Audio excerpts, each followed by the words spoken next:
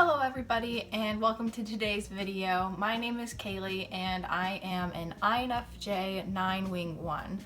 So today we're going to be talking about the one, what I've learned from being around type 1s. We're finishing this series, finally done with it, finishing with ones, save the best for last, and ones, that's kind of their whole thing, is wanting to be perfect. Kind of the best in that regard, and so we're going to be talking about that today. Before you go, same thing everybody on YouTube will say is make sure you like and subscribe. I don't really care if you like or not. I hope you'll subscribe and leave a comment. I love to read your all's comments and I love talking with you guys. Another thing is check out my website and my Instagram. They'll be in the box below, and I'd love to have an appointment with you, talk to you, get to know you. You can message me on Instagram or email me through my website. All right, let's get into it. So some things that I've learned from being around type 1s. So there's a lot of stereotypes with ones. There's a lot of guides. You can just read about a one, and a lot of people want to be ones. Whenever you're first learning about the Enneagram, usually people gravitate towards a few different types and they're like, this is the type I am. And that's not really always the case. It's just this type looks really good to pick. I seem kind of similar. Maybe I am this type, maybe I'm not. I'll just say, sure, I'm that type. One is one that happens a lot with. I've noticed a lot of people say they're ones when maybe they're a 6 or even an 8. A 1 is going to show anger a lot different than an 8 or a 9. That being said, ones look frustrated most of the time. Their anger looks like frustration and it's usable. Whereas 8s might go off on a few different paths because they're angry. They get upset, they blow up, and they go 100 miles a minute in one direction. Just kind of all the time, making decisions all the time. Something that's more common for an 8. Ones don't experience their anger in that way, from what I've noticed. It's more of this frustration that's driving a forklift. And now this forklift is being productive. It's toting things around.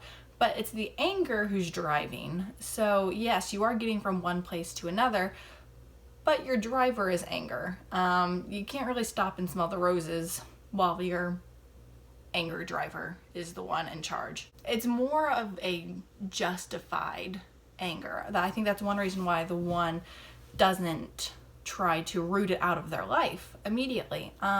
Ones like to cover their anger so they don't look bad, like a bad person, or they look imperfect, so they cover it, but they don't try to get it out of their life as much as maybe you would think they do. I think ones probably work on getting rid of anger and suppressing it and not showing it, but it's still there, because for one to say you need to get this job done, you need to get this job done.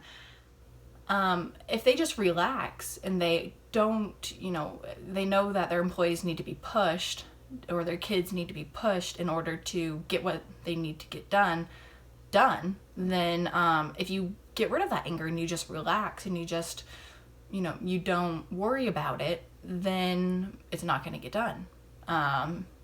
So the one might not say they really need to get rid of their anger because it might be helping them, but that is an impulse, and following your impulse is not usually the best. So the next thing I have noticed from being around type 1s is apologies. Apologies are difficult for our type 1 friends, and it's just funny because type 1s want to be perfect, want to be good, want to be right, and so if I'm talking to you as if you are a 1 here watching. If you are wanting to be perfect and right and correct, then what is more juvenile than saying you're sorry? This is a lesson that we all were supposed to learn in preschool, is when you take something from somebody and you hurt their feelings, you need to say you're sorry. And that can be a hard thing for ones. They can forgive easily, but apologizing can be hard. They would like to just move on as, business as usual, then apologize, because to admit that you were wrong is painful, and to admit that you are wrong is difficult. So, just thinking about my one friends out here, if you are struggling to apologize, then think, okay, if I'm really going for the goal of being perfect, if I'm really after the goal of being right, doesn't this seem like the right thing to do? Doesn't it seem right and perfect and correct for someone to apologize when they are wrong, or when they make a mistake and maybe do something wrong against someone you care about? It's not that one doesn't value the relationship that they have with a person, but kind of this pride and, the critic inside yourself, the way you see yourself, can really be damaged if you're going to go and say, yeah, I messed up. I'm bad. I did the wrong thing, blah, blah, blah, So think about that a little bit as a type 1. You don't need to be going around saying that you're sorry for everything. You don't need to accept a responsibility for other people's failures, which I think a 1 can do, is, accepting the consequences of other people's failures. Somebody misses their assignment and now your group project is going to be late because of it, and you do it for the other person. Now you've accepted responsibility for their failure, or the consequences of their failure. But to own up to a failure of your own can be difficult. It can be harmful to your ego. So I'd say think about it a little bit. Think about it with your logic brain, not your gut, not your intuition, not your instincts, but your logic brain. Forget the shame and forget, all that stuff. Just, what is the actual circumstance? I care about this person and I want to make amends. I want things to be good. If you need to apologize, then you do that. Okay? All right. The next thing that I have noticed from being around type 1s is wanting to do things in the right way and then not enjoying it. So type 1s, you want things to be perfect, as we know. Usually it's just a couple aspects of your life. Usually it's your perfect employee, you're the perfect spouse, you're the perfect parent, but different aspects are just not quite there. Chasing perfection is not ever going to bring you fulfillment, because you will never be perfect, especially when perfection is relative. Okay, whose perfection are you trying to live up to? Is it your own standard? Is it God's standard, which he says be holy? So that's really going to be a difficult challenge. Is it going to be your parents' standard? Whose standard of perfection are you living up to in the first place? But a lot of ones want to have this perfection in their life, and even if it's just like the tasks that they're working on, or, be the perfect person. And with that, the kind of the question I ask is, why? Why? Not why do you want to be good, but why do you personally want to be perfect? This idea of perfect. And I think the answer that I've understood the most and I've heard the most, and reading about ones and being around type 1s, it's, you want to be perfect because that is how you enjoy life. Okay, it's fine.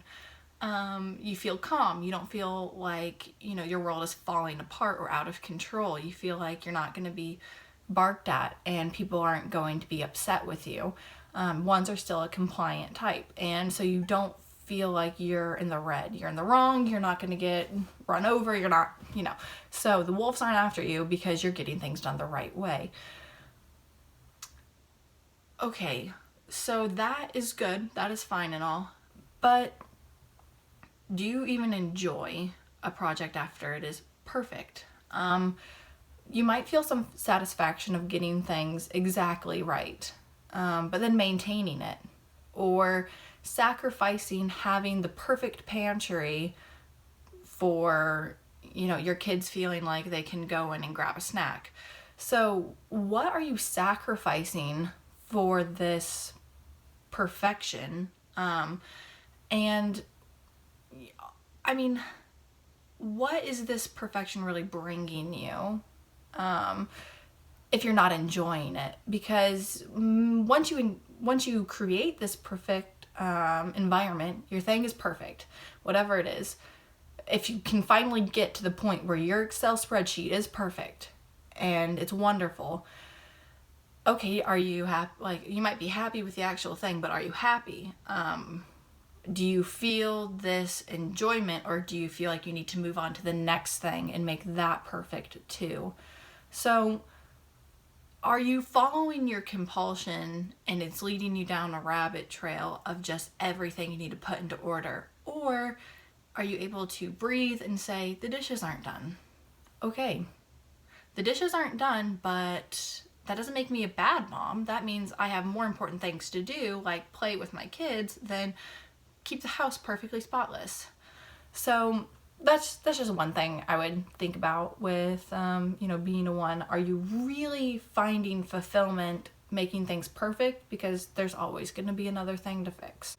One thing that I kind of picked up on from working with a one wing two was at David's Bridal. Working there were a lot of times when there weren't any customers. Of course, I'm going to end up talking about it with other people there, and a few of the other people that worked there knew about it, and this woman happened to be a one wing two.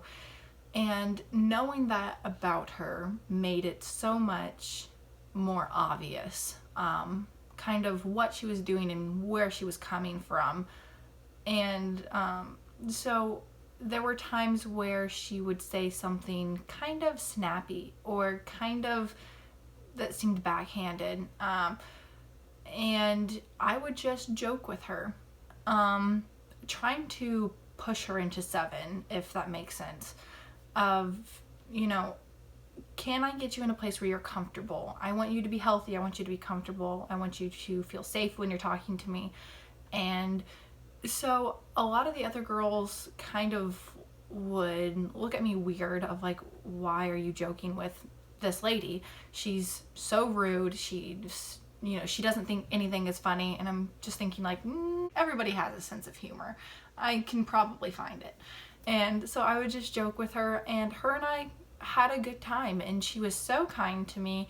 And she was very good at her job, and we had a lot of fun together. And this is one thing I think. She wanted friends. She wanted to be friendly.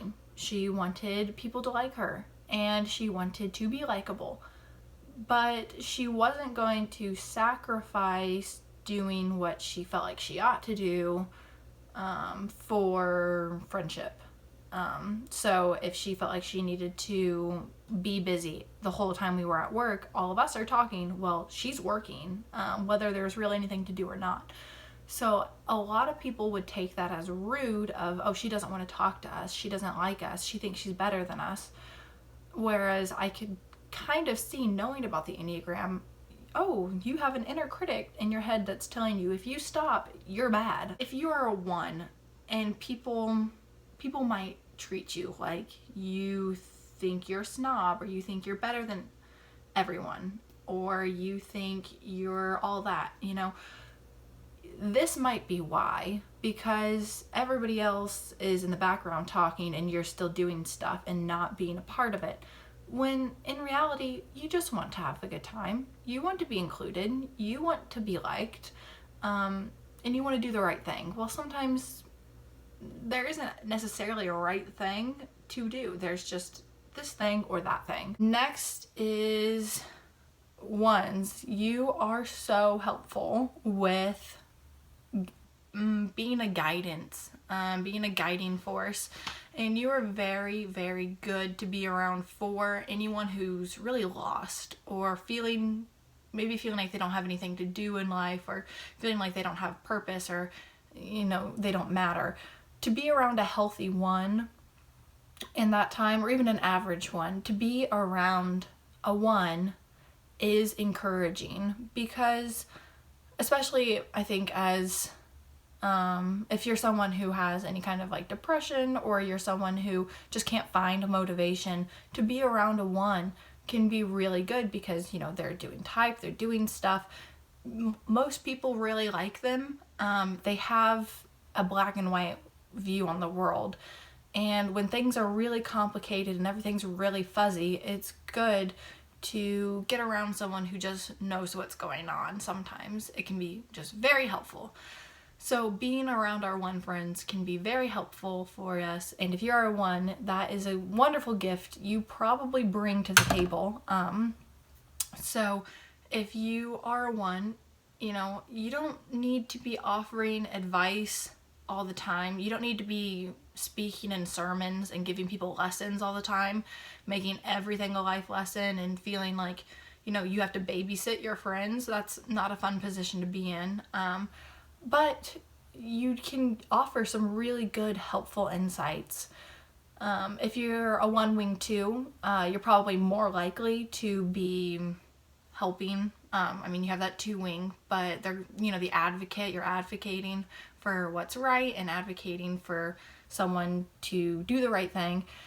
And, doing the right thing and having the idea that there is a right way and a wrong way can be helpful for people when they're really struggling to find the right thing. If you're a one wing nine, it might be more, you might be less likely to just step out there and say it to try to help somebody, because you do have that withdrawn wing. But ones, you are very helpful and very good with your insight and a lot of times your advice. Just be careful whether it's something that's wanted or not.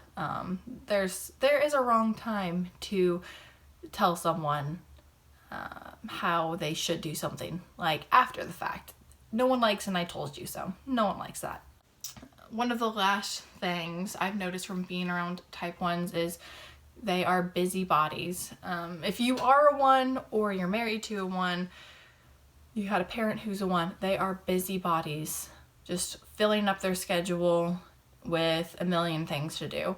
So ones, you can take a breather, you can take a pause and calm down for a little bit. You don't have to, but it was probably healthy for you to not have anything on your schedule for a little bit and go home when it's time to go home. Don't keep working. Try to delegate work and responsibilities and tasks. People are going to experience problems and consequences for their negative actions. And so if no one else is going to do it except for you, well, if it's not your job, maybe you don't need to do it, and they can experience the consequences of slacking off. If you aren't supposed to do it and you just do it because you feel the need, if it's not your job, you shouldn't be intruding on their space. It's not really to protect them from the consequences as much as it is to create that perfect environment. Well, maybe the perfect environment just isn't going to be created today because they did not do their work. Okay, so remember, you can delegate a little bit, and you can let go of the idea that you know what's perfect and you know how to do it right, because perfect and right and correct is very relative. Morals are one thing, preferences are another, okay? The way you prefer something to be done, or the way somebody would prefer something to be done, is not moral. It doesn't affect your morality. It's whether you like things stacked on a shelf one way or another, okay? So you can delegate, you can let things go, because your view of perfection could be very different from someone else's view of perfection. Just imagine two ones going back and forth. How long could that last? Probably forever. If you're not perfect, that's completely fine. The rest of us aren't either. You can join the club. It's not very lonely out here. There's plenty of us. But some last things are some people, two of them are characters. One is a real life person, kind of a character himself. that are type 1s that I think are good examples of a type 1, and that would be Hermione Granger from Harry Potter. She's definitely a 1. I would say she was definitely a 1. And Mary Poppins is a 1. I would say she's a 1 wing too. And so if you get a chance to watch the old Mary Poppins movie, she's a 1. And then Gordon Ramsay. Yes, a lot of people would say, well, he's an 8 because he's angry and he's yelling and stuff. But if you watch any of the like Kitchen Nightmares shows, or where he goes to people's restaurants and helps them out, it's always, I want to help you do the right thing. If you're making this, here's the way you ought to do it. Why don't you just do it the way it ought to be done? I want to help you. And then he's very sensitive with people, the actual real life people that he's going and helping. And so he's a very good example of a 1 wing too. All right, so I hope this was helpful. I hope it wasn't offensive. If it was, you can watch all the other videos I did on the other types and be offended by those too. All right, so I hope to see you guys soon in another video. I love speaking with you, and that's pretty much it. All right, bye.